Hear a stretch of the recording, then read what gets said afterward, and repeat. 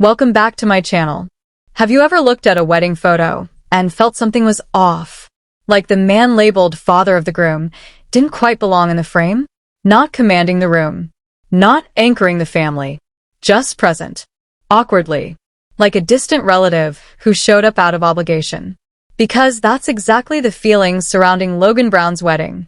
On paper, it was a fairy tale moment. Logan, the eldest Brown son, marrying Michelle in a beautiful Las Vegas ceremony. Elegant. Joyful. Perfectly curated. But once you strip away the polished images and look at the candid footage shared by guests, what you see is something far more explosive. You see a power shift that's been building for over 2 decades. A room where Logan Brown didn't just look like the groom, he looked like the leader. And a room where Kody Brown, the man who spent years demanding unquestioned authority, looked like he was waiting for permission to exist. So today, we're exposing what TLC never addressed: the rise of Logan Brown as the true patriarch and the quiet, undeniable fall of Kody Brown. But before we open the file on the alleged secret family meeting that changed everything days before the wedding, do me a quick favor. If you want real analysis, not edited narratives, hit that like button. Subscribe to Sister Wives Crew. Turn on notifications, because what we're uncovering next goes way deeper than surface-level drama. Now, let's rewind. October 2022. Las Vegas. Logan Brown and Michelle Petty say, "I do." For years, Logan has represented everything Kody never was. Stability, accountability, boundaries.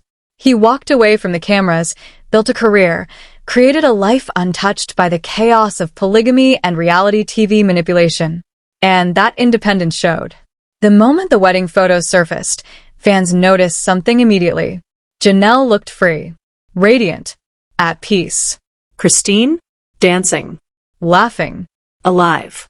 The siblings, united, protective, solid. It looked less like a fractured family and more like a healed one. And then there was Kody, sitting beside Robin, detached, guarded, out of sync. We spent weeks reviewing seating layouts, guest videos, background clips, and body language. And what the visuals show completely contradicts Kody's favorite narrative, that he was excluded, pushed out, victimized by cliques. What this wedding actually shows is self-imposed exile. In nearly every candid frame, there's distance. Physical distance. Emotional distance. Energetic distance. Not accidental. Not coincidental.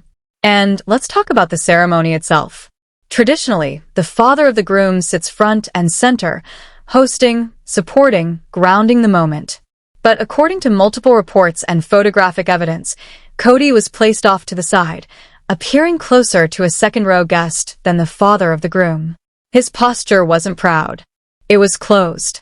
His eyes weren't emotional. They were restless, scanning the room as if bracing for something. Or someone. This is where the patriarchal shift becomes impossible to ignore. For decades, Kody demanded loyalty simply because he claimed the title of head of the family. Respect wasn't earned, it was enforced.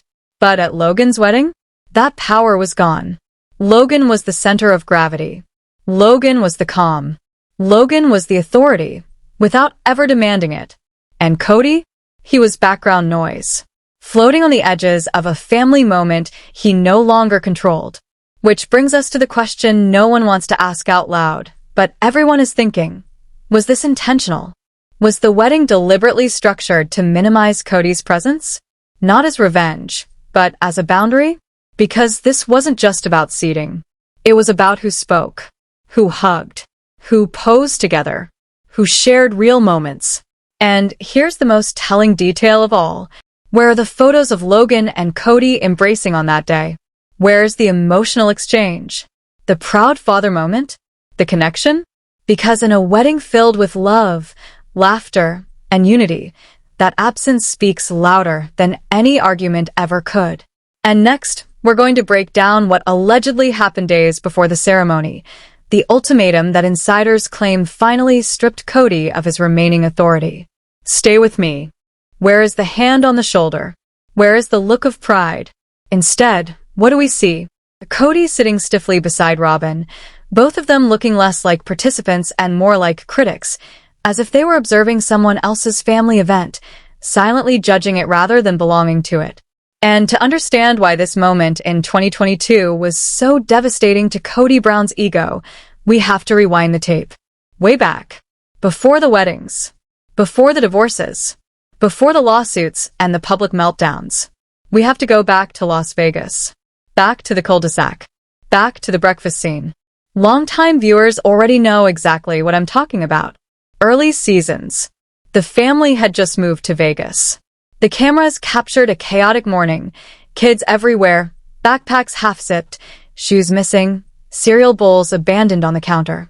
And in the middle of that chaos, Kody is frantic, rushing, distracted, focused on himself, talking about schedules, obligations, and more often than not, getting out the door so he could head to Robin's house. But then the camera pans to the kitchen. And there he is, Logan, standing at the stove, flipping eggs, feeding half a dozen siblings before school. That footage is the smoking gun. Because at 17, maybe 18 years old, Logan wasn't just a helpful big brother. He was the surrogate father. He was waking the kids up, making sure they ate, asking about homework, keeping the household functioning. While Kody was driving between houses in his convertible, juggling emotions and demanding loyalty, Logan was managing real life. And psychologically, that changes everything. Children bond with the person who shows up consistently, the one who makes sure they're fed, the one who creates safety. The younger kids didn't look to Kody for stability. They looked to Logan. Kody was the fun uncle who stopped by. Logan was the dad who made sure you ate breakfast. So fast forward to the wedding. Those siblings, now grown adults, weren't surrounding Logan just because it was his big day. They were surrounding him because he earned their loyalty in the trenches of childhood. Kody expects loyalty like a feudal right. Logan earned loyalty through service and love.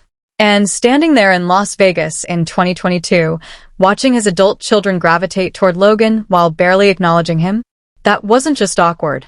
That was a narcissistic injury. But here's where the story turns darker. Because what we've talked about so far is what anyone could see. Now we move into insider territory. Whispers, DMs, private conversations that completely reframe that wedding day. According to multiple sources close to the family circle, something happened 10 days before the ceremony. We're calling it the Zoom ultimatum. The rumor is that Logan and Michelle held a final coordination call with the parents. Normally, these calls are harmless. Timelines, seating, rehearsal details. But insiders claim Kody hijacked the conversation and made it about himself. Allegedly, he raised safety concerns surrounding Christine. The divorce was still fresh. Emotions were raw.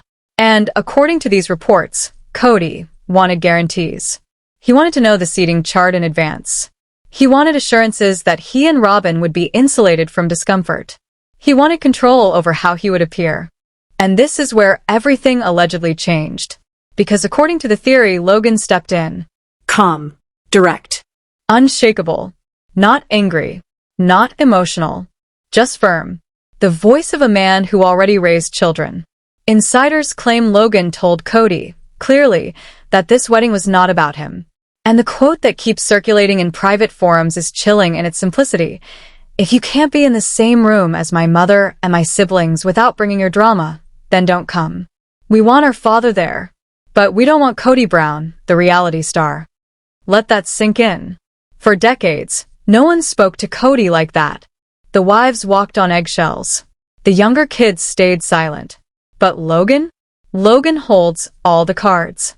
He doesn't need TLC money. He doesn't need approval. He doesn't need permission. If this meeting happened the way sources suggest, it explains everything. Kody's posture at the wedding, his silence, his restraint.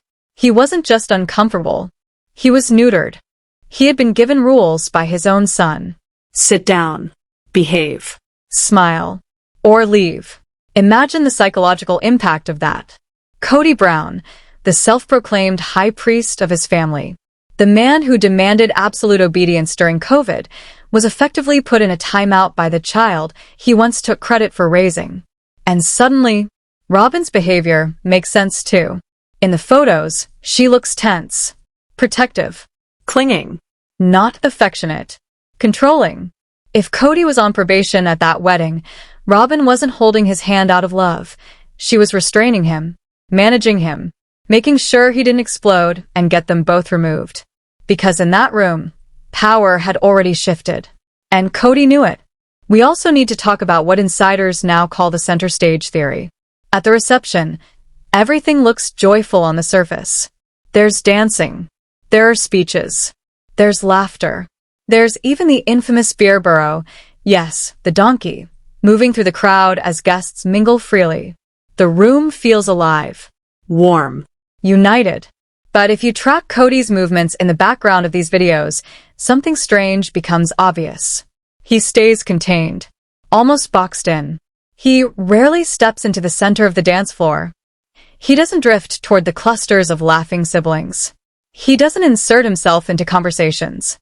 He hovers within a very specific radius, usually anchored to Robin, like an invisible fence has been drawn around him. And the question becomes unavoidable. Why? According to the Zoom ultimatum theory, those boundaries may not have been accidental. Insiders speculate that Logan may have made it explicitly clear, before the wedding, where Kody could go, who he could approach, and what behavior would cross the line. It sounds extreme until you remember something. This is the same family that was fractured by Kody's own rigid COVID rules. Distancing, permission, access control, emotional quarantine. So is it really that hard to believe Logan simply turned Kody's own tactics back on him? You need to distance yourself from the drama, Dad. That power reversal is the lens through which this entire wedding needs to be viewed. Because this wasn't just a marriage celebration. It was a coronation. Logan didn't ask for the crown. He didn't demand it. He didn't even acknowledge it. He just lived with integrity, and the family naturally gravitated toward him. Kody, on the other hand, chased the crown. He demanded it. He enforced it. And in the process, he lost the kingdom. But there's another layer here. One that fans almost missed. The royal table snub. At most weddings, there's a head table or a series of VIP tables that define the power structure of the room. We analyzed blurry background shots from the dinner service, and the layout tells a quiet but brutal story. Janelle and Christine were seated in positions that allowed easy interaction with Logan, Michelle, and the bridal party. They were part of the flow, part of the energy. Kody and Robin, however, appeared to be seated at a table that, while technically near the front, was disconnected, close enough to be seen, far enough to be isolated. Was that intentional? And here's where Michelle's role becomes interesting. Michelle has always been supportive, steady, and by all accounts, exceptionally observant. Insiders believe she may have helped design a seating arrangement that subtly protected Logan from his father's main character syndrome. Not exclusion, containment. Now, let's dig deeper into the psychology of this moment, specifically narcissistic injury. We had a psychologist friend review the footage and photos with us, and they pointed out something chilling about Kody's smile in the professional pictures. You know the one. It doesn't reach his eyes. It's not warmth, it's baring teeth. In psychology, this type of smile is often a mask used when someone feels humiliated but knows they're being watched. Kody knew there were cameras, just not TLCs. He knew phones were out. He knew whispers were happening. And he knew something worse. He knew everyone knew he was the odd man out. For a man whose entire identity is built on being adored, centered, and obeyed, that room must have felt like a torture chamber. Because he was watching the truth play out in real time. He was replaceable. The breakfast eggs were just the beginning. The wedding was the final proof. Logan didn't just replace Kody as the provider of breakfast. He replaced him as the emotional anchor of the family. And this brings us to a moment during the ceremony that very few people noticed. As Logan stands at the altar, there's a split second where he looks out at the crowd. He locks eyes with Janelle. He smiles at his siblings. His gaze sweeps the room, and when it passes Kody, it doesn't linger. It doesn't seek approval. It simply moves on. That lack of friction, that indifference, isn't love. It isn't hate. It's something far worse. Irrelevance. And for Kody Brown, irrelevance is a fate worse than death. But we're not done, because the ceremony wasn't the only place where the tension surfaced. According to insiders, the royal cracks appeared the night before, at the rehearsal dinner. Reports suggest there was an incident. Something quickly hushed up. A moment where the mask almost slipped. In the next part of this deep dive, we're breaking down the rehearsal dinner rumors. The gift Kody allegedly brought. One insiders are calling a passive-aggressive slap in the face. And the interaction, or lack of one, between Robyn and the other wives at the bar. Was there a confrontation near the beer burrow? Did Kody attempt a speech that was quietly shut down? We have the timeline, and we're connecting the dots. Because, as any Sister Wives fan knows, the real drama never happens at the altar. It happens behind the scenes. Some insiders go even further. And this is where the story cuts straight into Kody Brown's deepest insecurity. According to multiple theories circulating in inner fandom circles, Kody allegedly tried to use his financial contribution to the wedding as leverage. Not just to help, but to control. To secure more visibility. More influence. Even to quietly shape the guest list, potentially excluding people who had been openly critical of him. And if that's true, the response he reportedly received was devastating. The theory goes that Logan, who has built his own successful career, lived independently for years, and owes his father nothing, essentially told Kody to keep his money. Imagine that narcissistic injury. Kody's favorite tactic has always been financial pressure. Money as authority. Money as obedience. Money as leverage. And Logan shut the door in his face. If that moment happened the way insiders suggest, it explains everything we saw on the wedding day. Kody looked checked out because he realized, finally, that he had no leverage left. He couldn't buy Logan's respect. He couldn't buy his way into the center of the frame. He couldn't purchase relevance. And this brings us to Robyn. If Logan emerged as the new patriarch, then Robyn is the gatekeeper who failed. Throughout the wedding weekend, Robyn's body language was telling. In guest photos, she appears tense, watchful, rarely relaxed.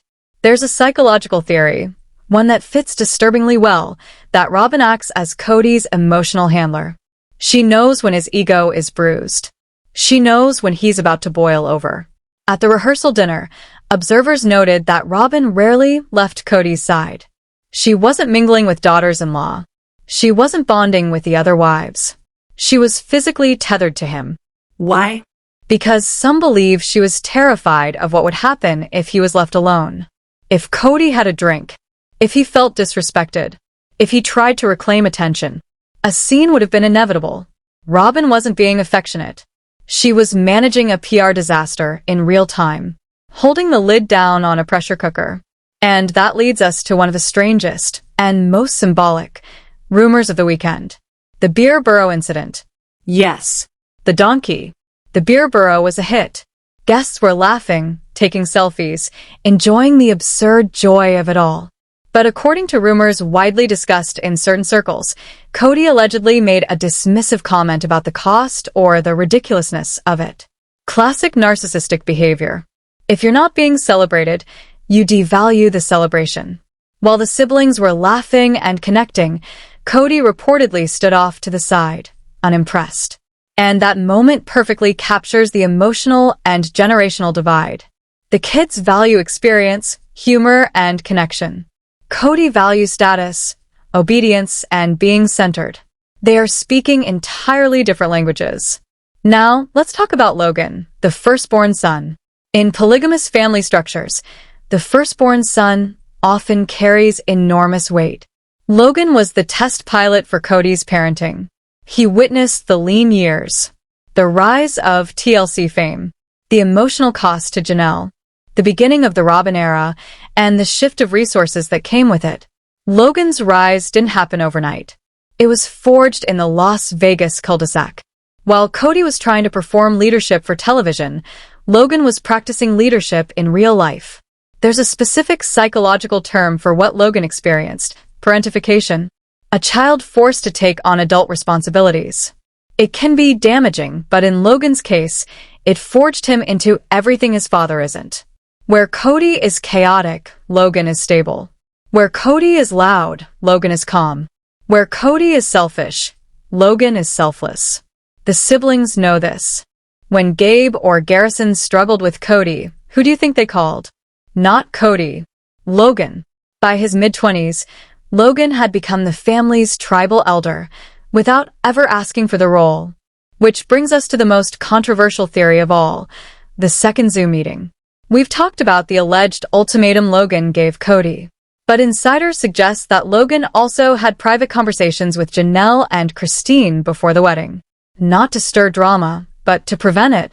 The theory is that Logan asked them to keep their distance from Kody during the events. Not out of spite, not out of bitterness, but to preserve peace. To ensure the wedding didn't become a battlefield for unresolved divorce trauma. That's why the divide in the photos is so stark. It wasn't a clique. It wasn't mean girl behavior. It was coordination by the groom. Kody, of course, interpreted this as exclusion. Because in his mind, ex-wives should still orbit him, bow to his presence, be available for his comfort. To be told, stay on your side of the room, by his own son? That was the ultimate humiliation. And then there's the Robin versus the kids dynamic. A brief, blurry leaked clip appears to show one of the older Brown children walking past Robin without making eye contact. Robin immediately looks down at her phone. That's not accidental. That's the gray rock method. The adult children have learned they don't need to fight Kody and Robin anymore. They don't need to argue. They don't need to explain. They can just ignore them. And for a narcissist, being ignored is worse than being attacked. Attacks give supply. Ignorance erases power. At Logan's wedding, Kody Brown didn't matter. He was a guest. A +1 to his own history. This is the fall we're talking about. Not just a divorce, but the total collapse of the patriarch title. You can call yourself a patriarch all you want. If no one follows you, you're just a man taking a walk. Logan never asked for the title, but he walked into his wedding as the true head of the Brown family. And what about the speech? Traditionally, the father of the groom gives a toast. Reports conflict. Some guests say Kody gave a brief, impersonal speech that felt obligatory. Others insist he wasn't even on the official program. If he was denied the microphone, that would explain everything. Imagine telling Kody Brown he's not allowed to speak. That's like telling a fish it's not allowed to swim. And finally, the money trail. For years, Kody controlled the family finances. But Logan and Michelle are fiercely independent. They paid for a large portion of their wedding themselves. And when you pay, you decide. By being financially independent, Logan cut the last string Kody had to pull. No threats. No conditions. No levery. This independence is Logan's real power, and it's something he's quietly modeled for his siblings. He showed them there's life outside of Kody's rules. That you can have a stable, respectful, monogamous relationship without chaos, without control, without fear. Look at Logan and Michelle together.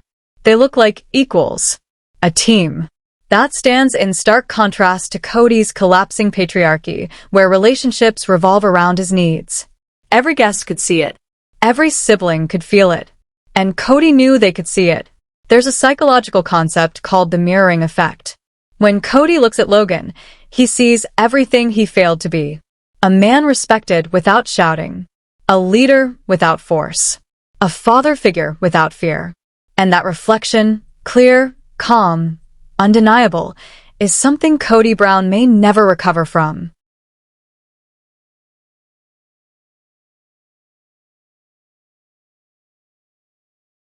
Some fans ask, why did Kody even show up if he was going to be so miserable? The answer is simple, optics. If he skipped, it would be the final admission that his reign was over. By attending, he could still pretend, at least in his own mind, that he was the patriarch. He could whisper to himself, I was there. I supported him. But the truth? He was a ghost at his own feast. And it wasn't just about him. Let's talk about the children. Dayton, Brianna, Aurora, they were there, yes, but where were they seated? Integrated with the other siblings, or kept inside the Kody Robin bubble? The photos suggest the latter. Kody wasn't trying to unite a family. He was shielding his new family from the old one. Meanwhile, the old family, Janelle's kids, Christine's kids, they weren't broken. They were thriving, united. And the fracture existed only between them and Kody. Imagine the car ride home. Kody and Robin, side by side. Did they argue over the seating? Whisper about who ignored them? Or did Kody sit in silent brooding, realizing the son who once made breakfast for the kids had outgrown him entirely, emotionally, socially, and morally? The shift is permanent. The Logan wedding was the public declaration. A new leader now commands the Brown family. And his name isn't Kody. It's Logan. But the ripples didn't stop at the wedding. The aftershocks are still reshaping the family dynamic today. The final chapter of this deep dive examines the fallout, how the wedding set off explosive confrontations in later seasons, the secrets behind Christmas tensions, and the ultimate collapse of the cul-de-sac dreams. And the question every fan wants answered: did Kody ever forgive Logan for taking the throne, or is the rift unbridgeable? Let's dissect the aftermath. After the wedding, silence reigned. The most damaging moments for Kody happened not on the dance floor, but in the quiet afterward. The narcissistic injury didn't heal. It festered. Kody expected acknowledgement, maybe even gratitude. Thanks for coming, Dad. We know it was hard for you. But it never came. For a narcissist, bad attention is better than none. And yet, the adult children had already learned the ultimate lesson. They could celebrate life without Kody at the center. This leads us to what we're calling the holiday boycott theory. The wedding took place in October, with Thanksgiving and Christmas looming. Kody had long weaponized holidays, loyalty tests, control over schedules, but the Logan wedding revealed a new reality. The kids could thrive independently. Insiders suggest that the morning after, the OG children likely made a pact. We can do this without him. We are a family, with or without Kody. Kody's response? Retaliation. Not subtle, not quiet. Tactical. He doubled down on estrangement, blaming Janelle for Logan's independence. In his worldview, if a son doesn't respect the father, the mother is to blame.